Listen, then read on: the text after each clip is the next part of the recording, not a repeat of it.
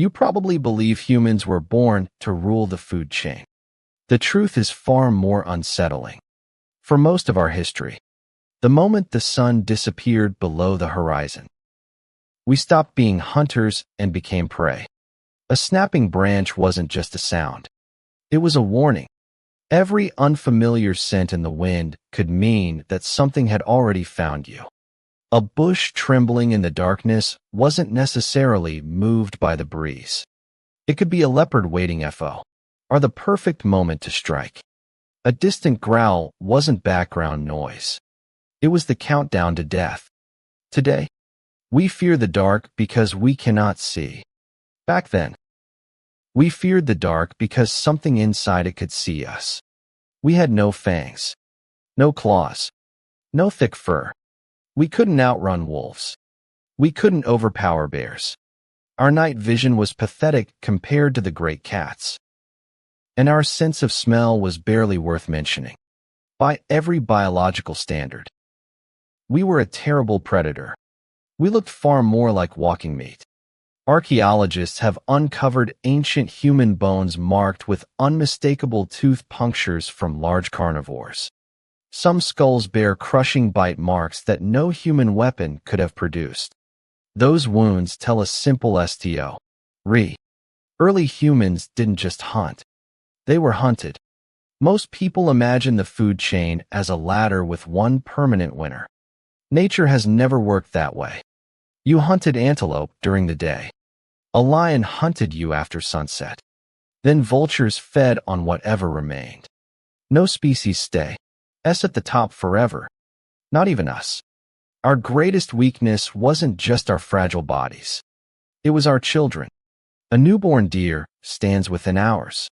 A wolf cub begins learning to hunt within months. A human child remains helpless for years. Every infant demanded enormous protection. Dead adult threatened the survival of an entire family. That meant our greatest enemy wasn't hunger. It was uncertainty.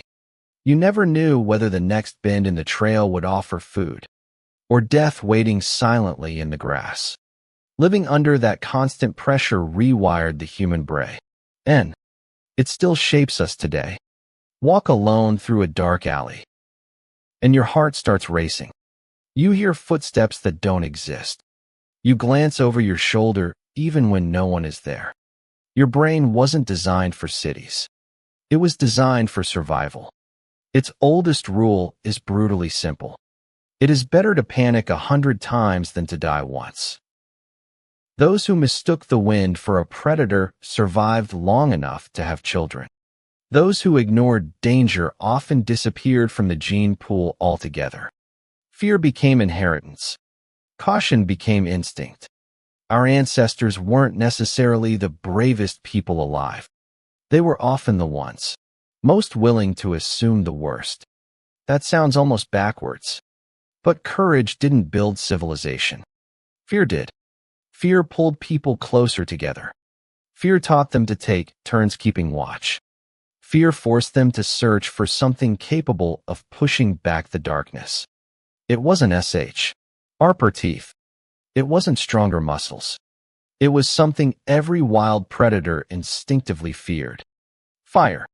Fire didn't make humans stronger. It simply marked the first time something else became afraid of us. To nearly every wild animal, fire represented chaos. It moved without warning. It spread across the land. It devoured forests. It crackled, glowed, and refused to behave like any living creature. Almost no predator could remain calm in its presence. Humans became the only species bold enough to keep it close. Not because we were fearless, but because we were better at learning. The first flames were almost certainly borrowed from nature. Lightning ignited forests. Volcanoes left burning landscapes behind. Our ancestors couldn't create fire. At first, they could only protect it. A dying ember became more valuable than food. Someone always stayed awake to feed the flames. Someone always gathered wood before nightfall. Someone always understood that if the fire disappeared, Darkness would reclaim everything. That simple responsibility quietly transformed human history. For the first time, the night no longer belonged entirely to predators. It belonged to the circle around the fire. The flames illuminated far more than the ground beneath our feet. They illuminated faces, ideas, memory. The day no longer ended when the sun disappeared. Hunters replayed failed hunts. Elders shared hard-earned wisdom. Children absorbed stories long before they could understand survival itself. Knowledge escaped the limits of a single lifetime. That may have been humanity's greatest invention. A wolf teaches its pups to hunt. But every generation begins almost from the beginning. Humans did something entirely different. We allowed each generation to stand on the shoulders of the last. Fire protected the body. Language protected the mind. Together, they created something no predator had ever possessed. Accumulated knowledge. Failure became instruction. Success became tradition. Experience no longer died with the individual. It multiplied. Soon, our tools began changing as well. A sharpened stick became a spear. Stone points became deadlier with every generation. Fire hardened wooden shafts and improved the durability of weapons. But the greatest advantage wasn't sharper weapons. It was distance. Before, survival demanded getting dangerously close to a predator. Now, danger could be delivered before the predator ever reached us. That changed everything. Lions remained stronger. Bears remained larger. Leopards remained faster. Yet all of them faced an enemy unlike anything evolution had prepared them for. A creature that planned before acting. A creature that coordinated without speaking loudly. A creature capable of learning from mistakes faster than nature could adapt. The most terrifying sight for a predator wasn't one human carrying a spear. It was several humans standing silently together. No growling. No charging. Just Patty and eyes. Because uncertainty is one of nature's oldest fears. Predators understand strength. They understand speed. They understand violence. What they struggle to understand is unpredictability. Humans became masters of it. We laid ambushes. We disguised our movements. We manipulated landscapes. We drove prey toward hidden hunters. We turned forests, rivers, and cliffs into weapons. Hunting stopped being a contest of muscle. It became a contest of intelligence. A lone human was still vulnerable. A united group became something entirely different. Slowly, almost invisibly, the balance shifted. Predators began avoiding the glow of distant campfires. They avoided clusters of human voices. They learned that wherever fire burned, danger waited. We never eliminated fear. We simply forced it to change sides. But even fire wasn't the greatest weapon humanity would ever wield. The true revolution was something far more powerful. Something that could outlive every generation. Something no flame could consume. Knowledge. Place a tiger in front of an unarmed human, and the outcome is painfully predictable. Place that same tiger in front of a rope of humans sharing thousands of years of accumulated knowledge, and the outcome changes completely. The greatest weapon our species ever developed was never a spear. It was memory. Not individual memory. Collective memory. Every successful hunt. Every fatal mistake. Every dangerous shortcut. Every clever solution. None of it had to die with the people who discovered it. One hunter learned where herds crossed the river each spring. The next generation arrived already knowing. Someone discovered which would produce stronger spear shafts. The entire tribe benefited. Someone paid for a mistake with their life.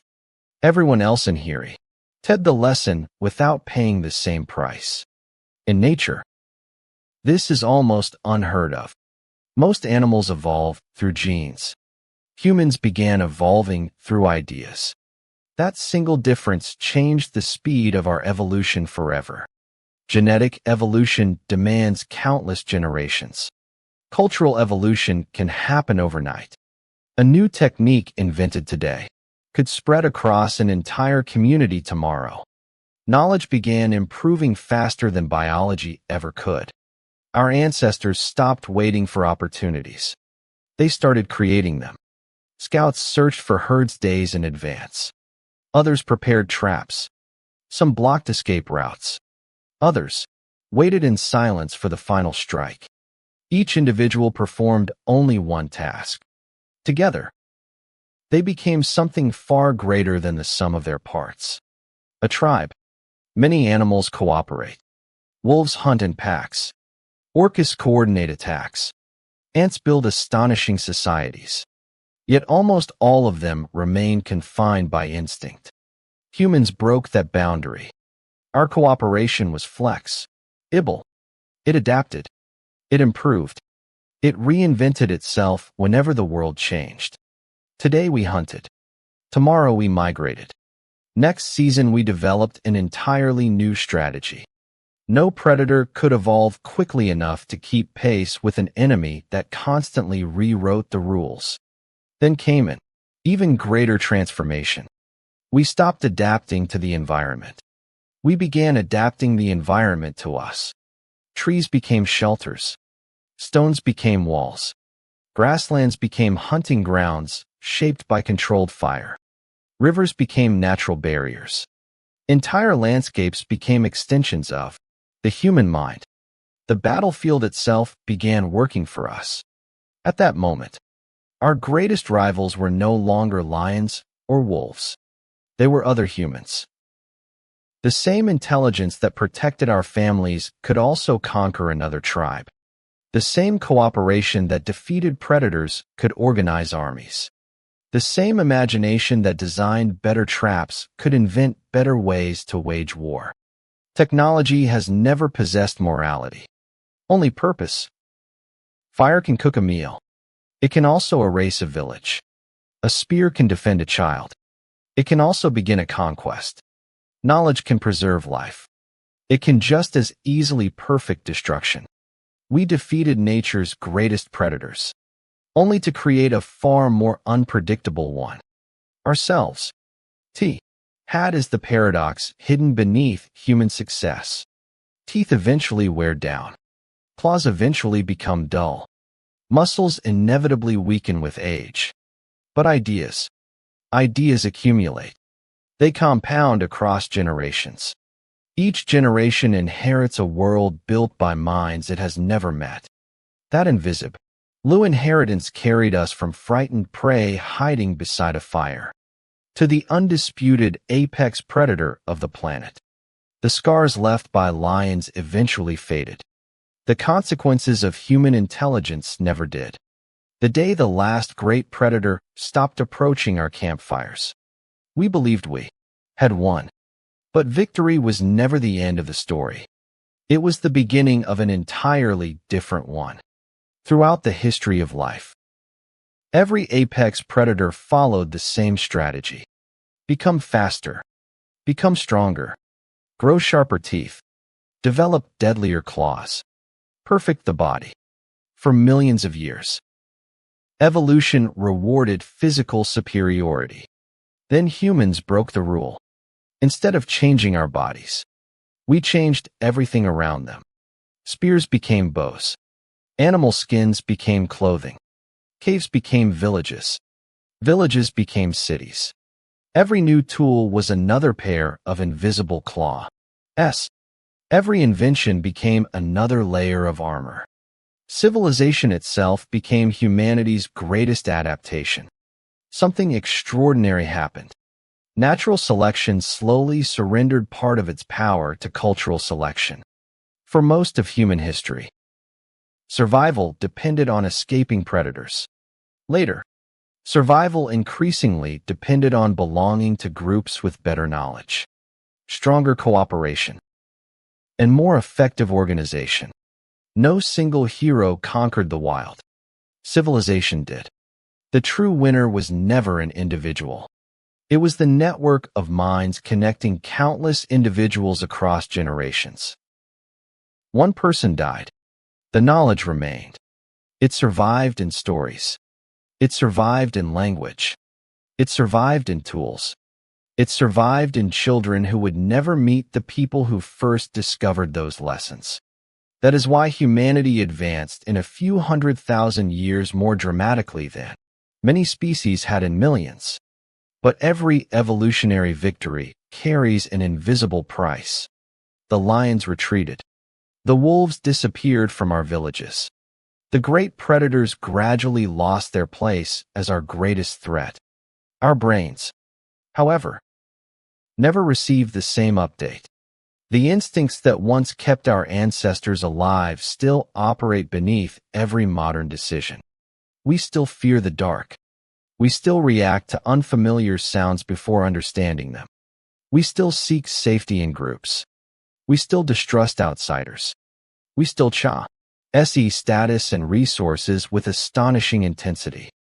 Because, for most of our evolutionary history, resources meant survival.